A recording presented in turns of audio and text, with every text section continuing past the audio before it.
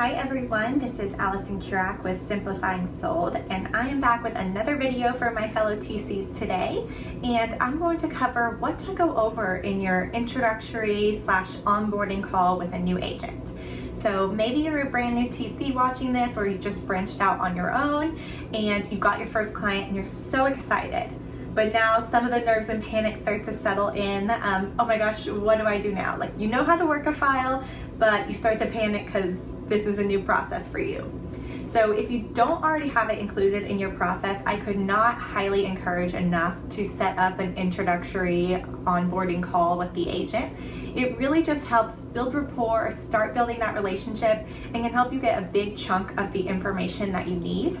It also makes you look super prepared, like you know what you're doing when you have a certain itinerary that you go over with every agent, asking some questions that maybe they didn't expect, and like, oh, that's great that they thought to ask this. So highly encourage it.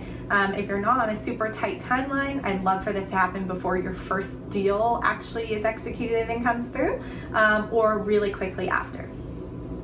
So here's a couple things that I cover and go over in all my introductory calls. So after you get some small talk pleasantries out of the way, start building that relationship, I really like to ask up front if they have any questions. I find a lot of time they're like, oh, I don't know, like go through your spiel, or no, nothing right now, maybe at the end of our call, whatever. So after that, I like to go over a really quick, like high-level overview of the contract close process and my role in it. So just really briefly saying, okay, so you'll send me the executed documents, then I'm going to do A, B, C, D, and follow that through the whole transaction, but just a quick summary. I'll always mention after that, that's just a really quick, kind of fast overview. Obviously, there's more intricacies and things that will come up along the way for each transaction, but that kind of gives you a good idea of what I'm going to be handling and taking off your plate. I find usually after this, there's usually a couple follow-up questions, since it was brief, but now they're kind of thinking, oh, they said they would do that. Does that mean also this? Or what does that mean specifically? And so this can give you a good time to show your strengths, show your knowledge, and make them feel comfortable with the process and what to expect. Okay, after that, I like to start getting into the information I need to do my job. So number one on that is going to be systems. What systems is the agent using? What systems is the brokerage using? If it is maybe something really brokerage specific I haven't used before, is there a training I can access? Or who's going to be setting me up with a login, or whatever you may need to access the systems and get the work done. After that, I like to go over any preferred vendors, such as title or escrow, lenders, home inspectors, if you're going to be able to setting that up, home warranty companies, really any kind of preferred vendors you can think of. If you're working on listings, you might want photographers, or if they have a sign and lockbox delivery service, anything like that. And those conversations will naturally kind of come up as you go over the vendors as well. It's just super helpful, even though they may have preferred vendors, they're not going to be used on every transaction, but having those people saved in your contacts to easily pull their information and being aware of who they are can really help you streamline your business as you guys build it up together. Okay, then I'm also going to go over what I'm going to need from them at the beginning of each transaction. So maybe I need the executed contract, I need all the information for all the parties and vendors involved, and then I always like to mention that any extra information they can give me, anything unique maybe about the file. So maybe they email it over and they say, hey, FYI, this seller lives out of the country. That is going to give me a huge leg up, because there's going to be a lot of changes in process likely about how we're going to close and maybe handle some of the paperwork and things like that. And so by giving me a little bit of upfront information, if a transaction is unique in any way, it just helps us look like we're on the same team more. That way I'm not just sending off an email, oh, please drop a check off here, or let's schedule a closing at the title company. And they're like, I'm overseas. So it really helps us look more cohesive and like a team if I can just get any little bit of information. And then also covering, just what I'm going to need up front to really get started and set me up for success on each transaction. on that note, also going over what you just need up front in general. Maybe you have an agreement that needs to be signed. Maybe you just need to make sure you have their full contact information.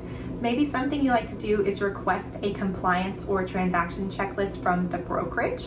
Almost every single brokerage has this. Even if you're familiar with a big box brokerage, the smaller offices and market centers may have specific requirements they need.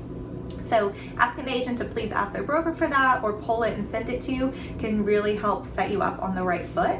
So maybe that's a requirement.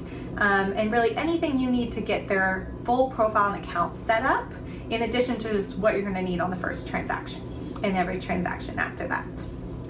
You're also going to want to review your payment process and how that works. And then lastly, just asking them if they have any other questions. Likely questions have come up as the call has gone on, but just doing a final recap, and then maybe asking if they'd like to set up a call, once a month, or maybe you get 2-3 transactions under your belt or they're about to close. Hey, let's do another call and see how those went. And then we'll check in every couple months or whatever it may be. And this will kind of also help you find out some of their communication preferences, if that's something they would find valuable to do a regular meeting call with you in some way. And then also getting something on the books you can follow up with them and edit your process as they go.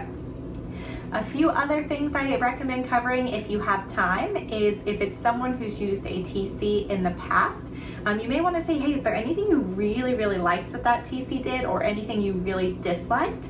Because that can give you a great insight into their brain and kind of what they're thinking. If they haven't used a TC before, you could also just ask if there's anything that's really important to you or anything you really like done a particular way. And that way you're kind of already going to their preferences and making them have a great experience from day one.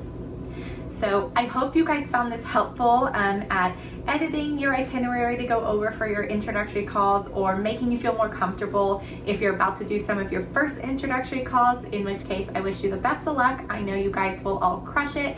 And by having a focused item list to go over, you're going to look so professional from the start. So I hope you guys enjoyed this video. I'd love to hear if there's other things you guys go over on your introductory call that may be something I would want to add. So please leave a comment below, like this video, and subscribe to my channel. And as always, feel free to check out my blog for a little bit more information. Thanks everyone. Have a great day.